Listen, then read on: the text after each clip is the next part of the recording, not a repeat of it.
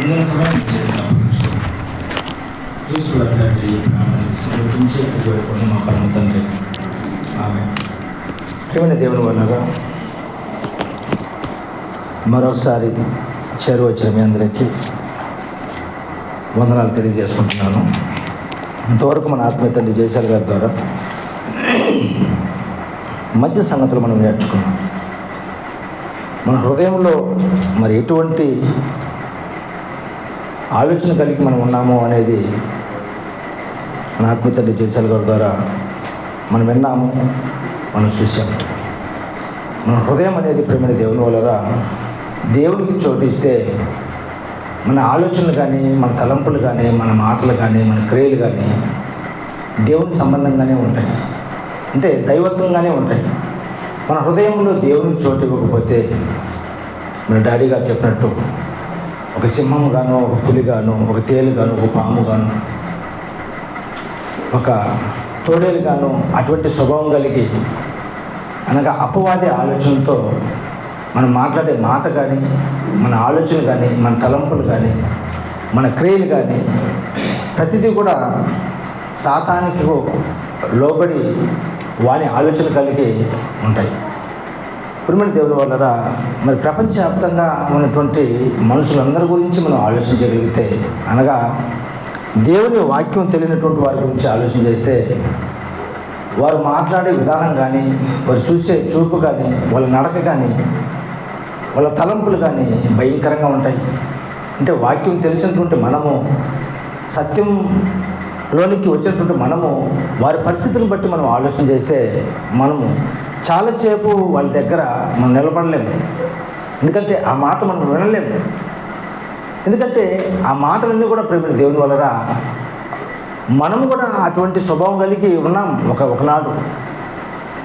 కానీ ఈరోజు ఆ స్వభావాన్ని, ఆ యొక్క జీవితాన్ని మనం ఏం చేసాము?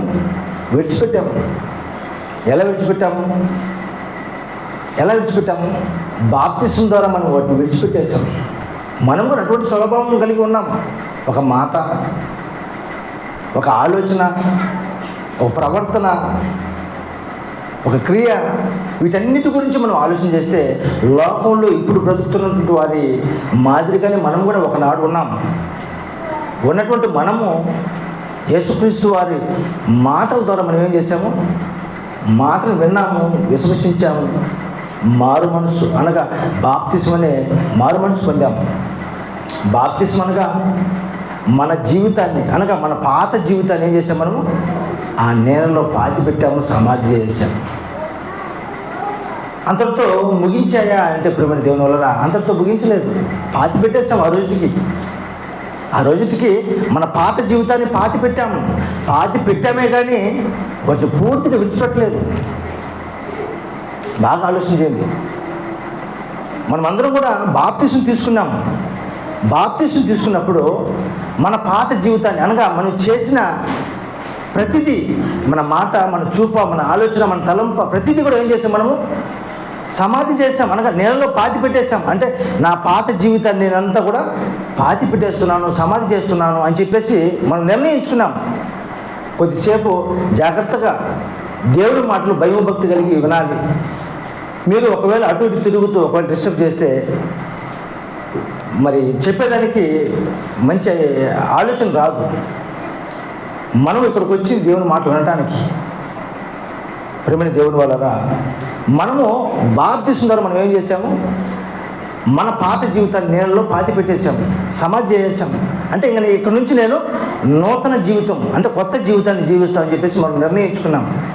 పాత జీవితాన్ని పాతి పెట్టేసాము అనుకుంటున్నాం కదా. పాతి పెట్టేసామా? అనుకుంటున్నాం మనం, అంతే. మన పాత జీవితాన్ని పాతి పెట్టేసాము అనుకుంటున్నాం. ఇక వద్దు ఈ లోకం, అనగా ఈ పాప లోకం అనేది నాకు వద్దు, నాకు కొత్తగా కావాలి, నూతనం అనేది జీవితం కావాలనే ఆలోచనతో మనం ఏం చేసామంటే పాత జీవితాన్ని నీళ్ళలో పాతి పెట్టేసాం, సమాధి చేసాం అని అనుకున్నాము. కానీ బాప్తిసం తీసుకున్న ఆ కొద్ది రోజులు మాత్రం, ఒక నెల, ఒక 5 నెలల, ఒక సంవత్సరమా చాలా పర్ఫెక్ట్గా ఉంటాం. దేవుని యందు భయభక్తి కలిగి ఉంటాం.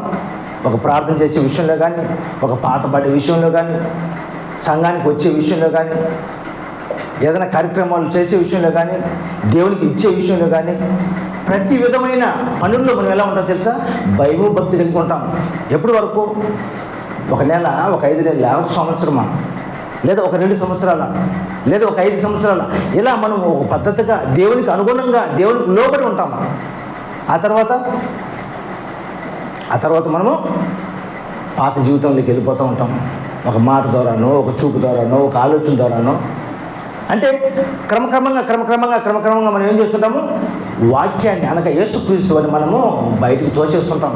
కొద్ది కొద్దిగా మనము తలుపు అవతలకి మనం నెట్టేస్తుంటాం. అంటే మన మనసులో ఉండడం ఆయన, మన మనసులో ఉండకుండా ఆయన ఏం చేస్తామంటే మనం బయటకు తోసేస్తాం. ఎవరి దగ్గరికి తీసుకుంటుంటాం మనము? ఒక తేలునో, ఒక పామునో, ఒక సింహాన్నో, ఒక మరి ఎలుగుబంటునో, ఇలా ప్రతి విధమైన విషపూరితమైన క్రూర మృగాలు మనం ఎక్కడ తీసుకుంటున్నాము? మన హృదయంలో తీసుకుంటున్నాము. అంటే మళ్ళీ మనం పాత జీవితంలోకి మళ్ళీ మనము వెళ్ళిపోతున్నాం.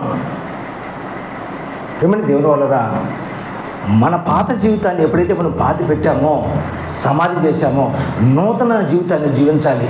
కొత్త జీవితం, దేవునికి ఇష్టలుగా, దేవునికి నమ్మకమైన వారుగా. యేసుక్రీస్తు వారు కూడా ఈ భూమి మీదకి శరీరధారిగా ఈ భూమి మీదకి వచ్చాడు. వచ్చినటువంటి ఆయన శారీరకంగా 30 సంవత్సరాలు తన కుటుంబంతో బ్రతికాడు. బ్రతికినటువంటి జీవితాన్ని జీవించాడు. జీవించిన తర్వాత 30 ఏట ఆయన ఏం చేశాడు? ఈ పాత జీవితం అనగా ఆయన చేసిన, ఎందుకంటే మానవ శరీరంతో, మట్టి దేహంతో వచ్చినటువంటి ఆయన ఒకవేళ ఏదైనా తప్పిదములు చేస్తుండొచ్చేమో అనే ఆలోచనతో ఆయన ఏం చేశాడు? మారు మనసు పొందాడు. మారు మనసు పొందిన నాటి నుంచి 3.5 సంవత్సరం పాటు మళ్ళీ లోకంలో కలిసిపోలేదు. లోకానుసారంగా జీవించాలనుకోలేదు. తన కుటుంబం కోసమో, తన బంధువుల కోసమో, తన మరి ఆనందం తమ్ముళ్ళ కోసమో, చెల్లెళ్ళ కోసం బ్రతకాలని, వాళ్ళకి ఏదైనా చేయాలని ఆలోచన చేయలేదు. ఏం చేశారు తెలుసా? కన్న తండ్రిని దేవుడు ఎందు నిమిత్తం ఈ భూమి మీదకి పంపించాడు అది గుర్తెరిగి మరణించేంత వరకు ఆయన చాలా చక్కగా ఆయన జీవించాడు దేవుని వలన. ఎందుకు అలా జీవించారు చెప్పండి? మనలాంటి దేహాన్ని కదా ఆయన ధరించుకొచ్చింది, మనలాంటి రక్త మాంసంలో కలిగే కదా వచ్చింది ఆయన. కానీ ఎందుకు ఆయన అటువంటి మరి లోకంలోకి వెళ్ళిపోలేదు చెప్పండి? ఎందుకు వెళ్ళకూడదంటే దేవుని మనసులో ఉంచుకున్నాడు. ఆయన చెప్పిన ఆలోచనలన్నీ కూడా మనసులో ఉంచుకున్నాడు. కాబట్టి ప్రతి విధమైన పనుల్లో ఆయన ఉన్నాడు, చేశాడు, చక్కగా ఆయన నిర్వర్తించాడు, మరణించాడు, ఆయన వెళ్ళిపోయాడు.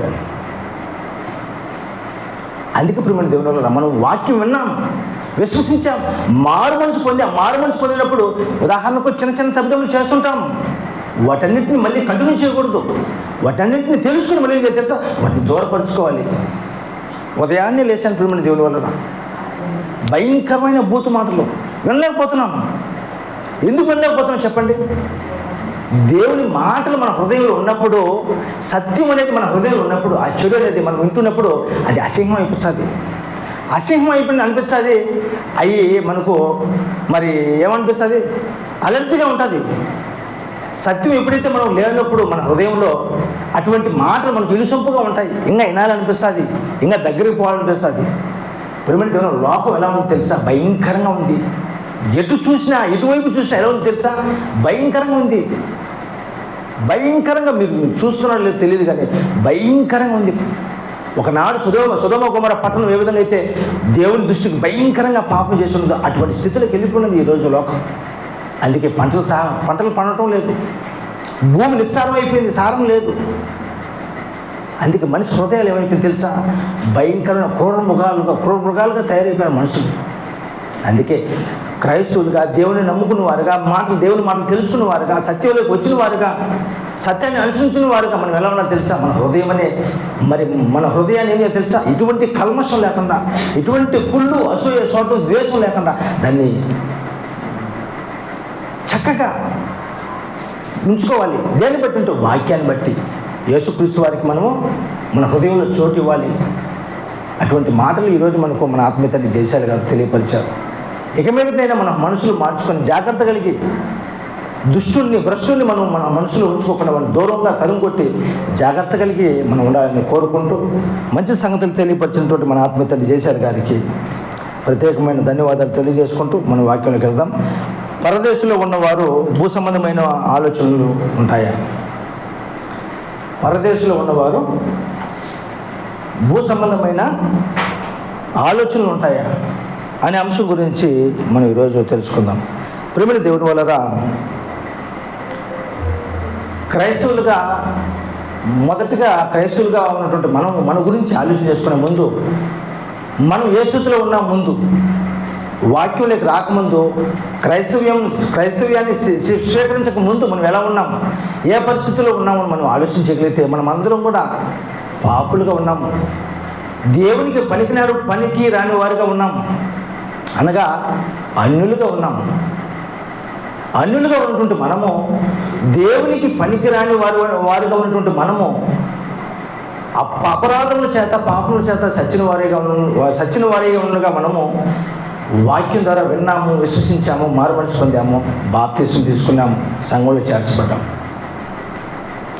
చేరేటువంటి మనము ఎలా ఉండాలి అని అంటే ఇంతవరకు కొన్ని మాటలు మీకు తెలియపరిచాను.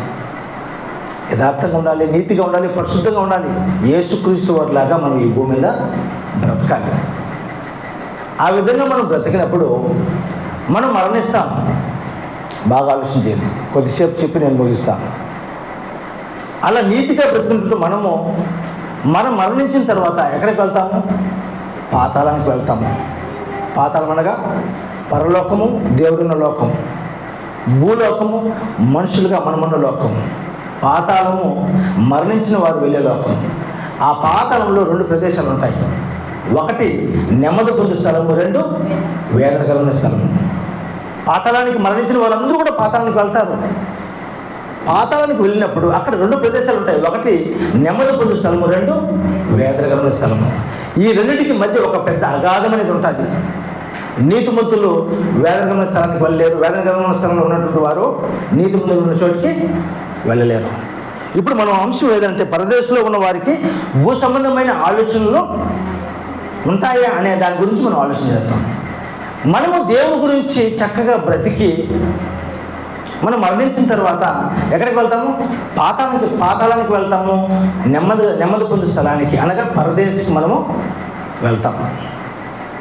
ఆ వెళ్ళిన వారు ఎవరు అని మనం ఆలోచన చేస్తే, మరి మొదట మాట్లాడినటువంటి ఆదాము గారి నుంచి ఎవరైతే నీతిమంతులుగా, యథార్థమంతులుగా, పరిశుద్ధులుగా బ్రతికారో వారందరూ కూడా పరదేశంలో వారి క్రియలను బట్టి వారు పాపం పొందుతున్నారని మనం విశ్వసించవచ్చు, నమ్మచ్చు. ఒక అబ్రహాం గారు కానీ, ఒక ఇస్సాకు గారు కానీ, ఒక యాకోబు గారు కానీ, ఒక దానియేలు కానీ, ఒక దావీదు గారు కానీ, ఒక మోషే గారు కానీ, ఇలా చెప్పుకుంటూ పోతే నీతిమంతులుగా బ్రతికినటువంటి భక్తులందరూ కూడా ఎక్కడ ఉన్నారు అంటే పరదేశంలో నెమ్మది పొందుతున్నారు. ప్రియమైన దేవుని వలన దేని బట్టి నెమ్మది పొందుతున్నారంటే, వాళ్ళు భూ సంబంధమైన వాటి గురించి వాళ్ళు ఆలోచించేలా. చూశారు కదా పాట ఎంత చక్కగా కట్టారు తెలుసు. చూసారా? వాళ్ళకి ఆస్తులు ఉన్నాయి, అంతస్తులు ఉన్నాయి. దేవుడు ఒక పాడి పంటలు పండే భూభాగాన్ని దేవుడు వాడికి ఇచ్చారు. కానీ వాటన్నిటి గురించి వాళ్ళు ఎప్పుడు ఆలోచించేలా. వాళ్ళు ఎప్పుడు కూడా పైన వాటిని గురించి, అనగా పరలోక సంబంధమైన దాని గురించి వాళ్ళు ఆలోచన చేశారు. కనుక వాళ్ళు నీతిమంతులుగా ఈ భూమిని బ్రతికారు. చక్కగా వాళ్ళు పరదేశికి, అనగా నెమ్మది పొందే చోటికి వాళ్ళు సంపాదించుకున్నారు. ఆ మాట మనం చూద్దాం బైబిల్లో. కొలస్సీ పత్రిక 3వ అధ్యాయము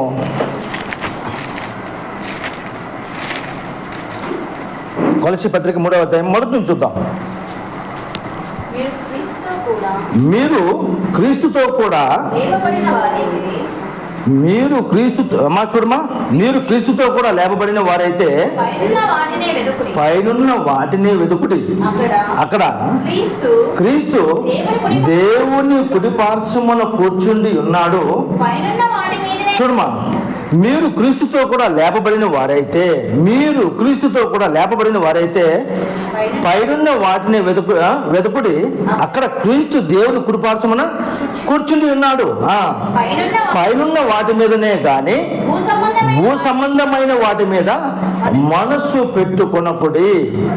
ఎలా అనగా మీరు మృతి పొందితిరి, మీ జీవము క్రీస్తుతో కూడా దేవుని యందు దాచబడి ఉన్నది. ప్రియమైన దేవుని వలన మనం ఇంత ముందుగా చెప్పుకున్న మాదిరిగా మన పితరులు అబ్రహాం గారు కానీ, ఇస్సాకు గారు కానీ, యాకోబు గారు కానీ, ఒక యోసేపు గారు కానీ, ఒక మోషే గారు కానీ, ఒక దానియేలు గారు కానీ, ఒక యోబు గారు కానీ, వారందరూ కూడా ఎన్నో కష్టాలు అనిపించారు, ఎన్నో బాధలు, ఎన్నో శ్రమలు అన్నీ ఉన్నా కూడా వాళ్ళు ఎన్నో బాధలు అనిపించారు. అబ్రహాం గారికి ఏం లేదా?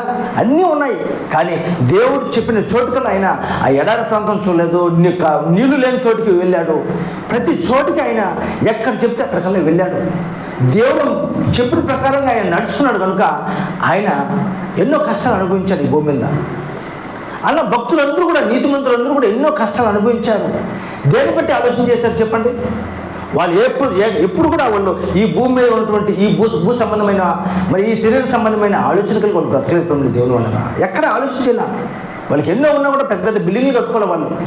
వాళ్ళు బంగారు మరి కేజీలు బంగారు సంపాదించుకోవాలనుకోలేదు. వాళ్ళు ఇల్లు కట్టుకోవాలనుకోలేదు, బంగారు సంపాదించుకోవాలనుకోలేదు, భూములు సంపాదించుకోవాలనుకోలేదు. మరి ఈ భూమి మీద ఉన్న ఎన్నో సంపాదించుకోవాలనుకోలేదు ప్రేమ దేవుడు. వాళ్ళు నీతిగా దేవుడు చెప్పినట్టు వాళ్ళు బ్రతికారు కనుక వాళ్ళు ఎక్కడున్నారు? ఇప్పుడు నెమ్మది పొందు స్థలంలో ఉన్నారు. అందుకే ఇప్పుడు చూడండి, పైనున్న వాటి మీదనే కానీ భూ సంబంధమైన వాటి మీద మనసు పెట్టుకొనుకుడి అంటున్నాడు. అంటే వాళ్ళు ఈ భూ సంబంధమైన, అంటే పిల్లల్ని ఏ విధంగా చదివించాలి? డాడీ గారు చెప్పినట్టు ఈరోజు ఫస్ట్ క్లాస్ నుంచి 10th క్లాస్ వరకు ఒక స్టడీ, 10th అయిపోయిన నుంచి సెకండరీ వరకు ఒక స్టడీ, సెకండరీ అయిపోయినాక నిజంగా ప్రేమ దేవుని మనమందరం కూడా అదే ఆలోచన కలిగి ఉన్నాం. ఎందుకంటే మనము వాక్యం వింటున్నా, విశ్వసిస్తున్నా మన మైండ్ ఎక్కడ పోతున్నది? భూ సంబంధమైన వాటి మీదే వెళ్తున్నది. సెకండరీ అయిపోతున్నది. సెకండరీ అయిపోయినాక బీటెక్ జరిపిద్దామా, లేకపోతే ఇంకో టక్కు మరి డాడీ గారు అంటూ ఏ టక్కు మీద పోదామో అని ఆశ. ఎందుకంటే ఏదో సంపాదించి ఏం చేయాలి చెప్పండి? సంపాదించి చక్కగా ఇల్లు కట్టుకోవాలి, పెళ్లి చేసుకోవాలి. చూడండి, ప్రతి ఒక అన్యుడు అయితే, వాక్యం తెలియని వాడైతే ఇటువంటి ఆలోచన కలిగి ఉండొచ్చు. వాక్యం విన్నా, విశ్వసించిన, మారు మనసు పొందిన, దేవుని కోసం బ్రతకాలని ఆలోచన కలిగి ఉన్నా మళ్ళీ లోకంతో చూస్తున్నారంటే వాళ్ళు ఏమని చెప్పండి? అంటే ఎవరు చోటిస్తున్నారు? వాక్యానికి విలువ ఇవ్వటం లేదు. వాక్యానికి విలువ ఇవ్వకుండా ఎవరికి విలువిస్తున్నారు? భ్రష్టుడికి, అనగా సాతానుడికి విలువిస్తున్నారు. కాబట్టి ఏమైపోతారు? భ్రష్టుడిగా మనం మారిపోతున్నాం ప్రేమ దేవుని వల్ల. దుష్టునిగా మారిపోతున్నాం మనం. అంటే దేవునికి చోటు ఇవ్వకుండా మన హృదయం ఎవరు తీసుకొచ్చి పెట్టుకుంటున్నాం? మనం అపవాదిని మనం చేర్చుకుంటున్నాం. దేవునికి చోటు ఇవ్వటం లేదు. మనం నిజంగా యథార్థంగా నీతిగా మనం ఈ భూమి మీద ఉండాలి అనుకుంటే ఏం చేయాలి చెప్పండి? ఏం చేయాలి? వాక్యానుసారంగా మనం నడుచుకోవాలి, వాక్యానుసారంగా మనం బ్రతకాలి. కానీ అటువంటి విధంగా ఉన్నారు చెప్పండి? ఈరోజు ఒకరిని చూసినప్పుడైతే ప్రేమ దేవుని వల్ల వాక్యం తెలియదు, అన్యుడు, చాలా కష్టపడ్డాడు, చాలా కష్టపడి చదువుకున్న తర్వాత ఒక అమ్మాయిని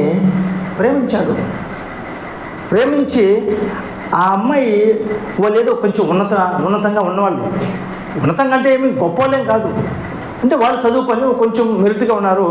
వీళ్ళ కుటుంబం సరిలేదు. ఆ తర్వాత ఏం చేశారంటే ఆ అమ్మాయిని ఏ విధంగా అయినా నేను పెళ్లి చేసుకోవాలని ఆలోచన చేశాడు. వాళ్ళ తల్లిదండ్రులు ఏమన్నా తెలుసా? నీకు ఉండేదానికి ఇల్లు లేదు, నా కూతురునిచ్చి నీకు పెళ్లి చేసిన తర్వాత ఎలా ఉంటావు అన్నప్పుడు నిజంగా ప్రేమ దేవుని వలన ఆ అమ్మాయి కోసము ఎంతో కష్టపడి ఇల్లు కట్టుకున్నాడు. ఇల్లు కట్టుకుంటూ ఆ ఇంట్లోకి నీళ్లు కావాలని చెప్పేసి ప్రేమ దేవుని వలన ఒక్కడే వేసినటువంటి సిమెంట్ రోడ్లు పగలగొట్టి పైపు తీసుకున్నాడు. ఒక్కడే. ఎందుకు ఈ ఆర్పాటం అని ఆలోచన చేస్తే ఒక అమ్మాయి కోసము ఆ అమ్మాయిని ఏ విధంగా నేను పెళ్లి చేసుకోవాలి అనే ఆలోచనతో ఆ సిమెంట్ రోడ్డు పగలగొట్టి పైపు వేసి నీళ్లు తీసుకొని ఇల్లు చక్కగా రెడీ చేసుకున్న తర్వాత అప్పుడు ఆ అమ్మాయిని వాళ్ళు ఇచ్చి అబ్బాయికి పెళ్ళి. అంటే శారీరకంగా ఒక అమ్మాయిని మరి ఆకట్టుకోవాలి, అమ్మాయిని సొంతం చేసుకోవాలనే దానికోసం ఎంత ఆరాటపడ్డాడు చూడండి. ప్రేమ దేవుని వల్ల లోకంలో ఉన్నటువంటి మనుషులు ఈ శరీర సంబంధంగా ఆలోచన చేస్తున్నారు కాబట్టి ఈ భూ సంబంధంగా ఆలోచన చేసి ఏమైపోతారు? అన్యాయంగా మరొక లోకానికి వెళ్ళిపోతున్నారు. అందుకే మన పితరులైనటువంటి వారు ఎక్కడ కూడా ఎప్పుడు కూడా భూ సంబంధంగా వాళ్ళు ఆలోచన చేయలేదు. ఆలోచన చేయకుండా చాలా చక్కగా వాళ్ళు దేవుని కోసం బ్రతికారు కనుక వాళ్ళు ఎక్కడికి వెళ్ళారు? పరదేశకు వెళ్ళారు, నెమ్మది పొందే స్థలంలోకి వెళ్ళారు. చూద్దాం మరొక మాట చూద్దాం. రోమపత్రిక 6వ అధ్యాయము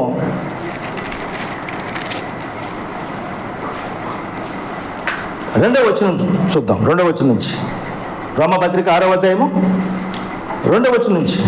అట్లా అనరాదు, పాపం విషయమై చనిపోయిన మనము ఇక మీదట ఎలాగూ దానిలో జీవించదము, క్రీస్తు యేసులోనికి బాప్తిసం పొందిన మనమందరము ఆయన మరణములోనికి బాప్తిసం పొందుతామని మీరు ఎరగరా?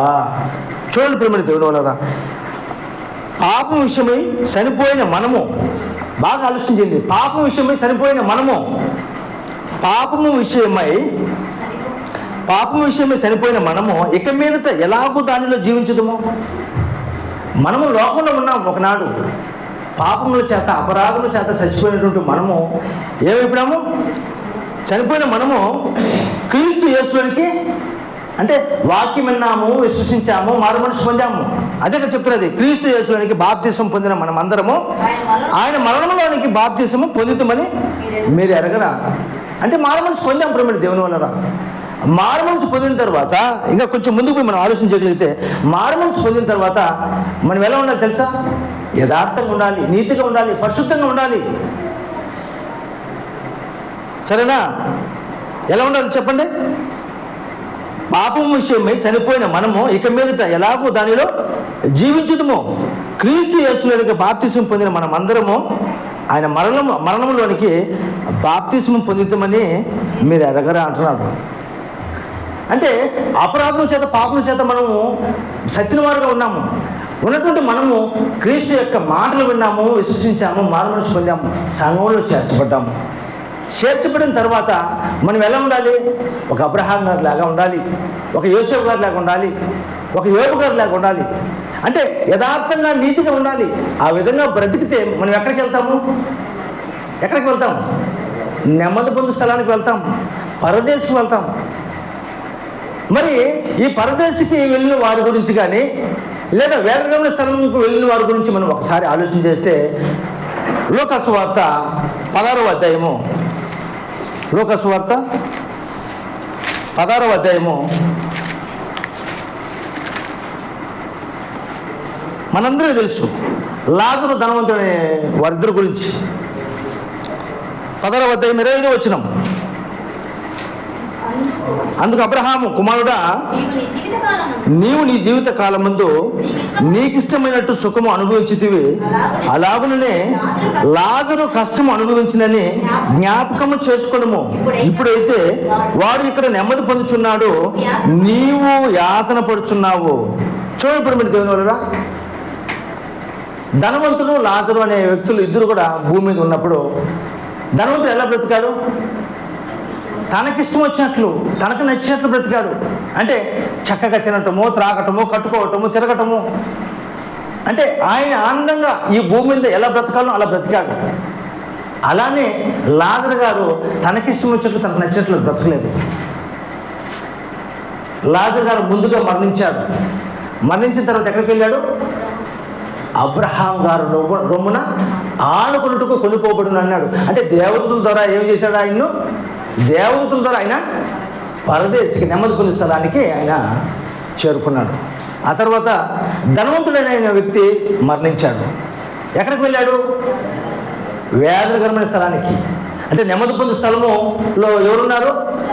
లాజరు గారు ఉన్నారు. వేదనకరమైన స్థలంలో ఎవరున్నారు? ధనవంతుడు ఉన్నాడు. అక్కడికి వెళ్ళిన తర్వాత ఏమంటున్నాడు?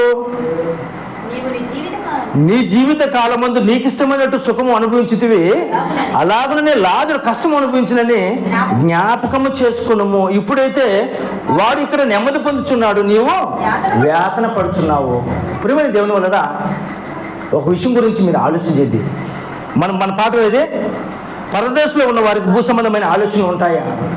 అంటే లాజరు గారు ఈ భూమి మీద ఉన్నంత వరకు ఎన్నో కష్టాలు అనుభవించాడు.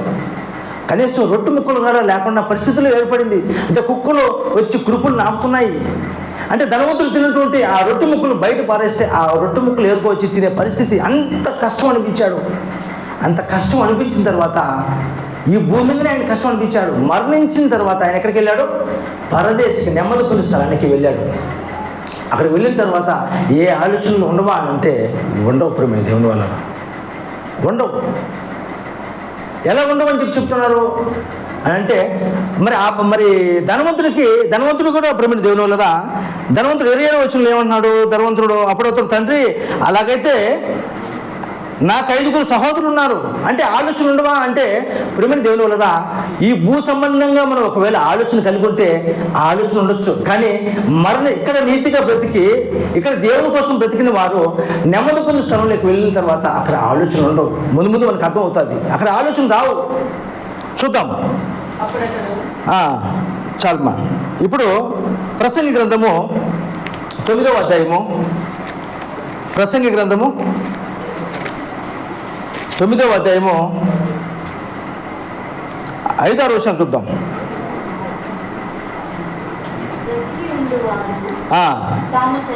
బ్రతికి ఉండు వారు తాము సత్తురని ఎరుగుదురు, అయితే సచ్చిన వారు ఏమీ ఎరగరు. వారి పేరు మరువబడి ఉన్నది, వారికి ఏ లాభమును కలుగుదు. వారికి ప్రేమింపరు, పగపెట్టుకునరు, అసూయపడరు. సూర్యుని క్రింద జరుగు వాటిలో దేని ఎందును వారికి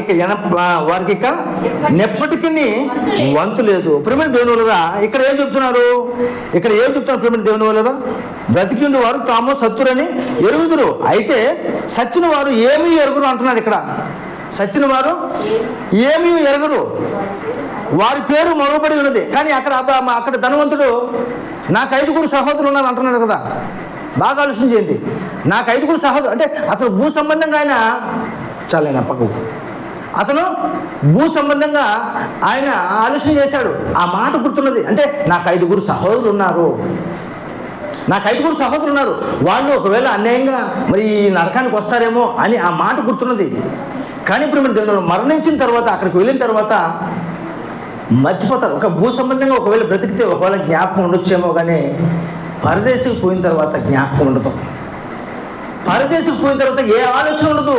ఇక్కడ అదే చెప్తున్నది. 6వ వచనంలో ఏం చెప్తున్నారు చూడు? వారిక ప్రేమింపరు, పగపెట్టుకునరు, అసూయపడరు. సూర్యుని కింద జరుగు వాటిలో దేని ఎందును వారికి నెప్పటికీ వంతు లేదు అంటున్నాడు.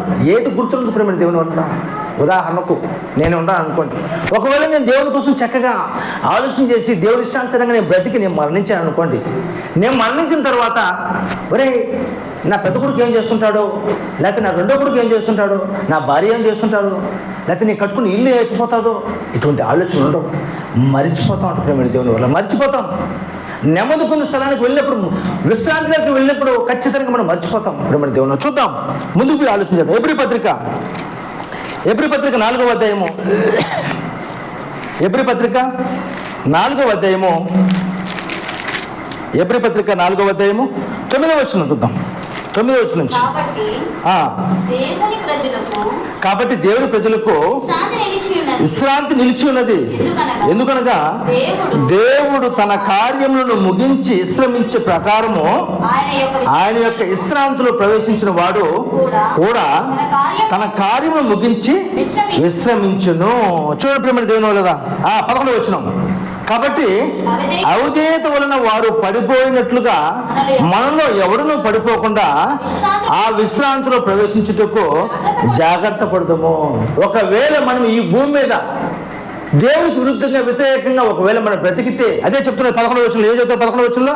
కాబట్టి అవిధేయత వలన వారు పడిపోయినట్లుగా మనలో ఎవరునూ పడిపోకుండా ఆ విశ్రాంతిలో ప్రవేశించుటకు జాగ్రత్త పడదాము. అంటే దేవుడు ప్రేమ దేవుని వల్ల దేవుడు ప్రేమ దేవుని వల్ల దేవుని ప్రజలకు విశ్రాంతి నిలిచి ఉన్నది. ఏం చెప్తాను 9వ వచనంలో? కాబట్టి దేవుని ప్రజలకు విశ్రాంతి నిలిచి ఉన్నది. ఎందుకనగా దేవుడు తన కార్యములను ముగించి విశ్రమించిన ప్రకారము. అంటే దేవుడు కూడా 6 దినాలు సృష్టించి కలిగించాడు. 6 దినాలు ఆయన కూడా పని చేశాడు. మొదటి రోజు ఒక పని చేశాడు, రెండో రోజు, మూడో రోజు, 4వ రోజు. అంటే ఈ భూ సంబంధమైన రోజులు 24 గంటలు కాదు. ఆయన ఒక దినం అంటే 7 సంవత్సరాలు. అంటే 6 దినాలు ఆయన కూడా దేవుడు కష్టపడ్డాడు. 7వ దినమున ఆయన విశ్రాంతి పొందాడు. ఆ విశ్రాంతిని పొందుతుంటే ఆయన, నేను ఏ విధంగా అయితే విశ్రాంతిలో ప్రవేశించానో ఆ విశ్రాంతిలో ప్రవేశించిన వాడు కూడా తన కార్యములను ముగించి విశ్రమించను. మనము కూడా ప్రేమ దేవుని ఇష్టానుసారంగా మనం దేవుని చెప్పిన ప్రకారం మనం బ్రతికితే మనం కూడా విశ్రాంతిలోకి వెళ్ళిపోతాం. చూద్దాం ఇంకా కొంచెం ముందు ఎబ్రీ పత్రిక 3వ అధ్యాయము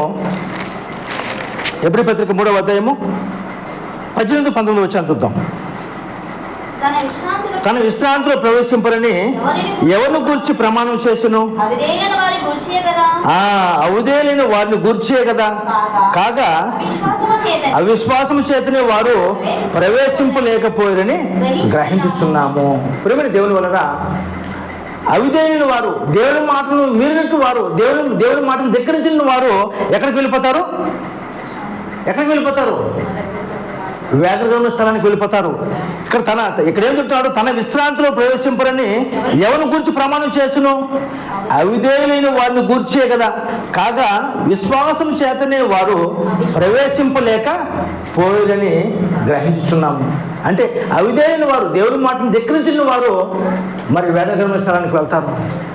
మరి విశ్రాంతి స్థలంలోకి ఎవరు వెళ్తారు అంటే దేవుని కోసం ఎవరైతే చక్కగా బ్రతుకుతారో వారు విశ్రాంతిలోకి వెళ్తారు. ప్రియమైన దేవుని వలన చూద్దాం, ఇంకొంచెం ముందుకు ఆలోచన చేద్దాం. ఎవరు మరి వెళ్తారని మనము పరిస్థితి పత్రికలు చూసాం. భూ సంబంధమైన వాటి గురించి నేను బ్రతికిన వాడు అనగా ఒక ధనవంతుల్లాగా బ్రతికితే వేదన స్థలానికి వెళ్తాడు. పరలోక సంబంధమైన విషయం గురించి మనం ఒకవేళ ఆలోచన చేస్తే చూద్దాం మళ్ళీ ఒకసారి. కొలస్సీ పత్రిక 3వ అధ్యాయము 1 నుంచి, మీరు క్రీస్తుతో కూడా లేపబడిన వారైతే పైనున్న వాటిని వెతుకుడి. అక్కడ క్రీస్తు దేవుడు కుడిపార్శ్వమున కూర్చుండి ఉన్నాడు. పైనున్న వాటి మీదనే కానీ భూ సంబంధమైన వాటి మీద మనసు పెట్టుకొనుకుడి అంటున్నాడు. ఎలాగనగా మీరు మృతి పొందినది మీ జీవం క్రీస్తుతో కూడా దేవుని యందు దాచబడి ఉన్నది. ప్రియమైన దేవుని వలన మన పితరులైనటువంటి వారు భూ సంబంధమైన వాటి గురించి ఆలోచన చేయాల, పరలోక సంబంధమైన వాటి గురించి ఆలోచన చేశారు కనుక వాళ్ళు విశ్రాంతిలోకి వెళ్ళారు, నెమ్మది పొందుతున్నారు. భూ సంబంధమైన వాటి గురించి ఆలోచన చేస్తే అవిధేయులుగా దేవుడు పొంది ఇచ్చినటువంటి విశ్రాంతిలోకి అనగా పరదేశంలోకి నెమ్మది పొందుతాంలోకి అవకాశం అనేది ఉండదు. అందుకే ఇప్పుడు దేవుని వల్ల దేవుడు అందుకే యేసుక్రీస్తు వారు ఒక మాట అంటాడు. మత్తయి సువార్త 11వ అధ్యాయము, మత్తయి సువార్త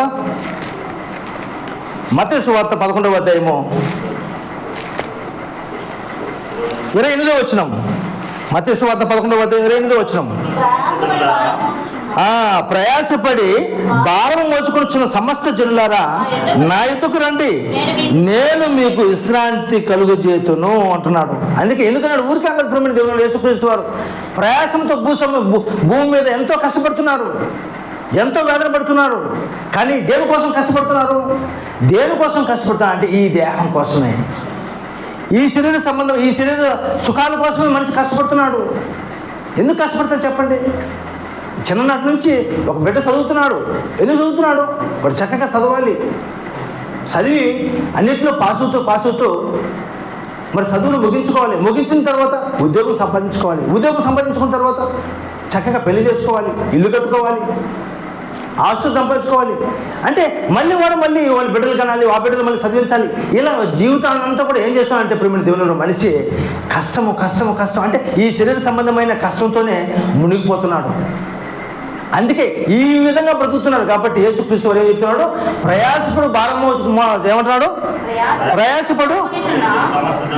ప్రయాసపడి భారం మోచుకుంటున్న సమస్త జనులారా నా యొద్దకు రండి, నేను మీకు విశ్రాంతి కలుగజేతును అంటున్నాడు. విశ్రాంతి, నెమ్మది ఇస్తా అంటున్నాడు ప్రియమైన దేవుని వలన.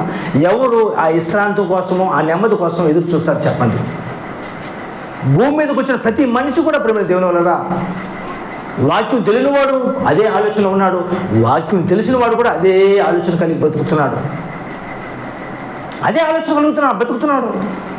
ప్రియమైన దేవుని వలన మన పితరులైనటువంటి వారు ఎవరు కూడా ఎక్కడ వాళ్ళు భూ సంబంధంగా వాళ్ళు ఆలోచన చేయాల. వాళ్ళకి అన్నీ ఉన్నా కూడా దేవుని గురించి ఆలోచన చేస్తూ వచ్చారు.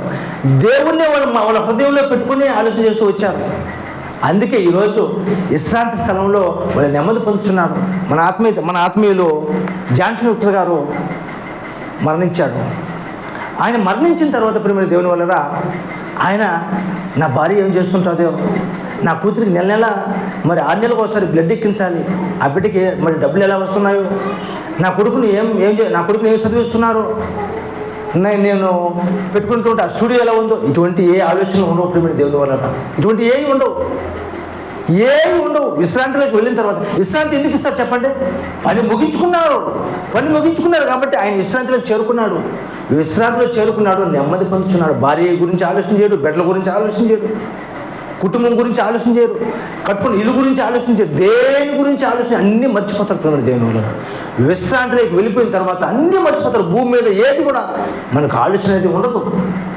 అది ఉండకూడదు. మనం విశ్రాంతిలోకి చేరుకోవాలంటే మనం ఎలా ఉండాలి చెప్పండి? మనము దేవుడు చెప్పిన ప్రకారంగా యేసుక్రీస్తు వారు ఈ భూమి మీద ఏ విధంగా అయితే ఆయన ఇష్టానుసారంగా ఆయన చిత్తానుసారంగా ఈ భూమి మీద బ్రతికాడో ఆ విధంగా మనం కూడా బ్రతికితే మనము కూడా విశ్రాంతిలోకి వెళ్ళిపోతాము. చక్కగా భూమి మీద ఏం జరుగుతున్నా మనకు ఏది తెలియదు. నెమ్మది పొందు స్థలంలో విశ్రాంతి తీసుకుంటారు ప్రియమైన దేవుని వల్ల. నిజంగా ఆ విషయాలు నిజంగా ఎన్ని చూసినప్పుడు నాకు ఏమనిపించింది తెలుసా? అంటే ఈరోజు మనము ఒక బిడ్డగా లేదా ఒక భార్యగా, ఒక తండ్రిగా, ఒక తల్లిగా, ఒక కుటుంబంగా, ఒక బంధువులుగా ఈ భూమి మీద ఉన్నంత వరకు ఈ దేహాలతో ఉన్నంత వరకే వీళ్ళందరూ కూడా మన వాళ్ళు. ఈ దేహాన్ని విడిచిపెట్టిన తర్వాత ఒకవేళ నీతిమంతులుగా మనం బ్రతికితే విశ్రాంతిలోకి వెళ్తాము. అనీతిమంతులుగా దేవునికి విరుద్ధంగా వ్యతిరేకంగా ఒకవేళ మనం బ్రతికితే ఎక్కడ వెళ్తాము? వేదగరమైన స్థలానికి వెళ్తాము. కాబట్టి మనము ఈ భూమి మీద శరీర సంబంధంగా భూ సంబంధమైన వాటి కోసం మనము మనసు ఉంచుకోకుండా పరలోక సంబంధమైన పరలోక సంబంధమైన దాని గురించి మనం ఆలోచన చేసి మన పితరులాగా యేసుక్రీస్తు వాళ్ళగా మనం బ్రతికితే నెమ్మది పొందే స్థలంలోకి వెళ్తాము. ఎప్పుడు యేసుక్రీస్తు రెండో రాకడ వరకు మనం నెమ్మది పొందుతుంటాము. యేసుక్రీస్తు రెండో రాకడికి మనల్ని కూడా తీసుకొని తండ్రి అయిన దేవుని దగ్గరికి యేసుక్రీస్తు వారు తీసుకోగలుగుతారు. కాబట్టి ప్రియమైన దేవుని వల్ల మనం ఈ భూమి మీద శరీర సంబంధంగా మనం ఎక్కువ ఆలోచన చేయకుండా పరలోక సంబంధమైన ఆ నిత్యము తండ్రి దగ్గర ఉండడానికి మనం ఆలోచన చేసి దేవుని కోసం బ్రతికే వారిగా ఉండాలని కోరుకుంటూ నా మాటలు ముగించుకుంటున్నాను. ఈ సమయంలో కుమార్ విజయ్ ఇచ్చి మళ్ళా కార్యక్రమం జరిపించవలసిన ప్రభు పెట్టుకోవచ్చు.